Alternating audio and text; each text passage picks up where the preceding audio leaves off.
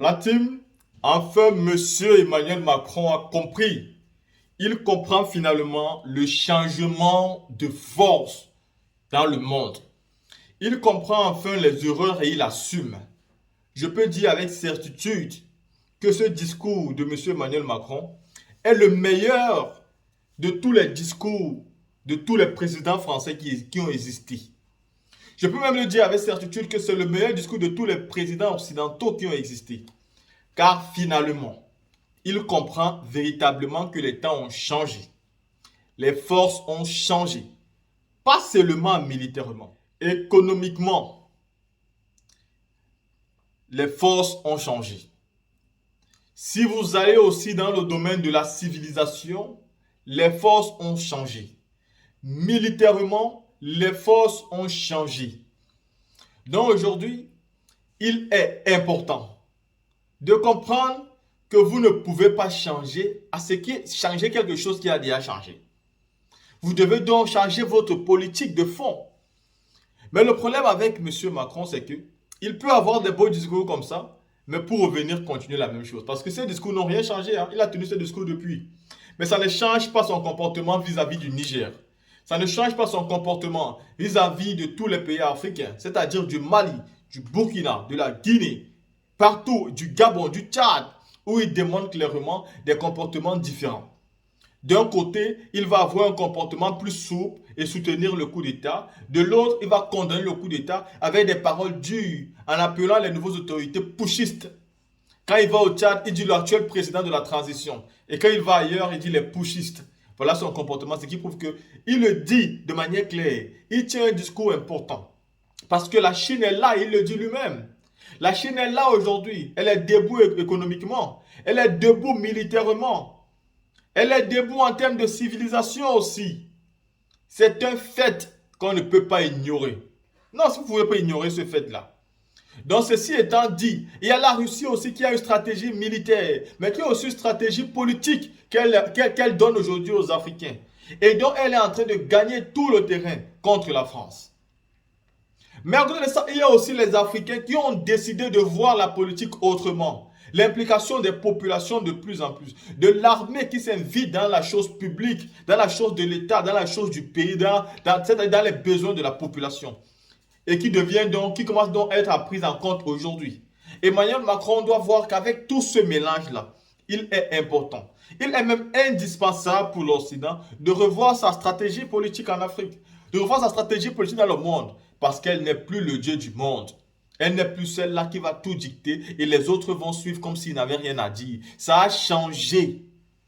Ça a radicalement changé et soit l'Occident le comprend et comprend que tout le monde a le droit aujourd'hui d'avoir une place devant le soleil, ou alors continuer à espérer que personne n'a ce droit-là, seulement eux, et croire que ça ne va déranger personne comme avant. Aujourd'hui, ce n'est plus possible. L'Occident ne peut plus dire A et tout le monde dit A après. Aujourd'hui, la Russie veut parler d'elle-même. Aujourd'hui, la Chine prend ses décisions sans plus attendre que les États-Unis fassent quelque chose. Aujourd'hui, les pays africains ont besoin d'être libérés. Ils veulent une véritable indépendance. Ils ne veulent plus avoir la corde à travers le cou au point où on a peur de prendre des décisions. Et si vous ne revoyez pas dans votre politique, surtout étrangère, vous aurez l'obligation de pleurer dans quelques années, car le changement de l'ordre mondial va vous surprendre d'une manière ou d'une autre, surtout que les BRICS sont en train de monter en puissance. La team, écoutons M. Emmanuel Macron. Une espèce de tableau rapide du monde et de ses désordres et dans ce contexte de nos priorités. Parce que je crois que c'est ce qui, très profondément, doit inspirer notre action en France, en Europe et à l'international. Nous le vivons tous ensemble, ce monde. Et vous le connaissez mieux que moi, mais l'ordre international est bousculé de manière inédite. Mais surtout avec, si je puis dire, un grand bouleversement qui se fait sans doute pour la première fois dans notre histoire, à peu près dans tous les domaines, avec une magnitude profondément historique. C'est d'abord une transformation, une recomposition géopolitique et stratégique. Nous sommes sans doute en train de vivre la fin de l'hégémonie occidentale sur le monde. Nous nous étions habitués à un ordre international qui, depuis le XVIIIe siècle, reposait sur une hégémonie occidentale, vraisemblablement française au XVIIIe siècle, par l'inspiration des Lumières, sans doute britannique au XIXe grâce à la révolution industrielle, et raisonnablement américain au XXe, grâce aux deux grands conflits et à la domination économique et politique de cette puissance. Les choses changent. Et elles sont profondément bousculées par les erreurs des Occidentaux,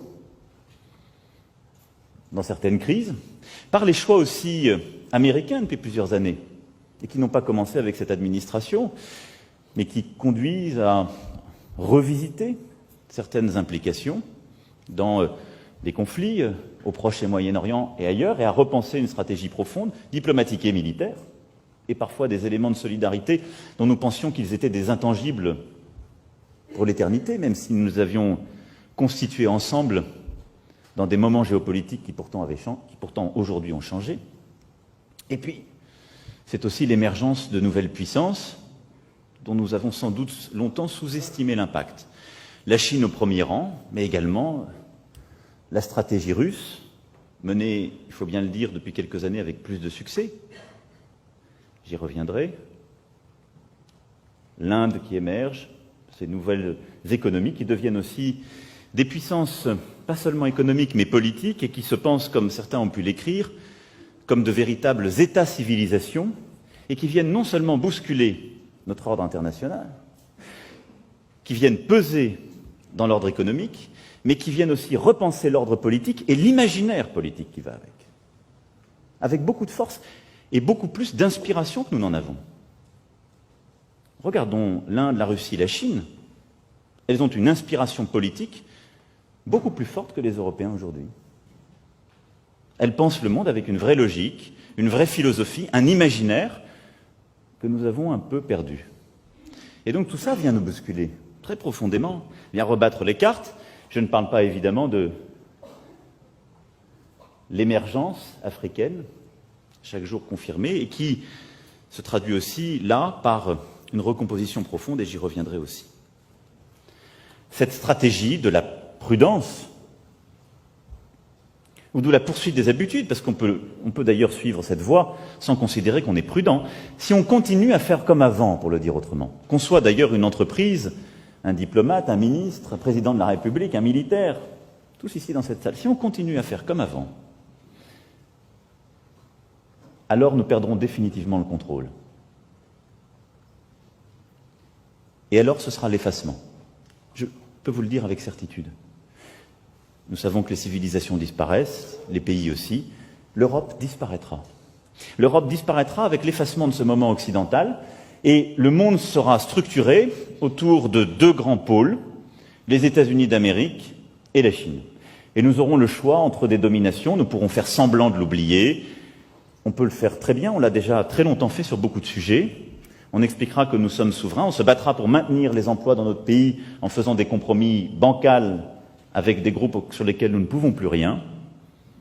On essaiera d'avoir des politiques environnementales dans notre pays ou sur notre continent, mais ce sera déjà trop tard puisque nous n'en aurons plus la maîtrise. Et les choses fileront. C'est la ligne de plus grande pente. C'est la ligne de plus grande pente. Il y a une autre stratégie, celle de l'adaptation. Consiste à dire, il faut au fond courir plus vite face à ce monde qui bouge, donc on va essayer de faire quelque chose sur l'écologie vaguement, mais on doit s'adapter à cet ordre qui va plus vite, faire des réformes pour rattraper les autres simplement, en essayant de ne pas vraiment changer, de ne pas vraiment peser. C'est un scénario intermédiaire qui, assez rapidement à mes yeux, nous conduira au même résultat. Je pense même qu'il nous conduira au même résultat avec pour conséquence une réaction profonde, un rejet de notre population, parce que nous ne sommes pas un pays qui aime s'adapter. Nous avons parfois même le défaut de vouloir changer le monde pour ne pas nous adapter, et nous n'aimons pas nous adapter. Je crois que la vocation de la France est ce qui correspond à la nécessité du temps présent. C'est d'essayer de peser dans cet ordre du monde avec les cartes qui sont les nôtres pour ne pas céder à quelque fatalité que ce soit, mais tenter de bâtir un ordre nouveau, dans lequel non seulement nous aurions notre place, Mais nos valeurs, nos intérêts, au fond, pourraient l'avoir. Et donc, je ne crois qu'à une chose, c'est la stratégie de l'audace, de la prise de risque. Ce qui veut dire que tout ce que nous sommes en train de faire et tout ce que nous ferons ne réussira peut-être pas. Et il y aura beaucoup de commentateurs pour dire que ça ne réussit pas à certains moments. Ceci n'est pas grave. Ce qui est aujourd'hui mortel, c'est de ne pas essayer, compte tenu de tout ce que je viens de dire. C'est la stratégie de l'audace, de la vision, et c'est d'essayer de retrouver dans ce contexte qui caractérise profondément l'esprit français et, au fond, à mes yeux, de refonder ce qu'est profondément la civilisation européenne. Je crois que c'est ça ce qui doit être notre objectif, dans notre pays, dans notre stratégie européenne et au niveau international. L'esprit français, c'est un esprit de résistance et une vocation à l'universel. Un esprit de résistance, ça veut dire c'est ne pas céder à la fatalité ni à l'adaptation des choses et aux habitudes. Ça veut dire de considérer que quand les choses sont injustes, on peut parce qu'on se donne les moyens de le faire, et donc qu'on se donne les moyens d'être plus fort, qu'on fait les réformes pour le faire, qu'on se redonne du muscle économique, productif. On arrive à faire bouger les choses, mais on ne cède pas à l'ordre ambiant, pour des bonnes raisons. Et qu'on arrive à retrouver ce que sont nos valeurs profondes. Et je crois que ce qui a toujours caractérisé l'Europe, ce qui est le fil rouge de notre vocation, c'est un véritable humanisme.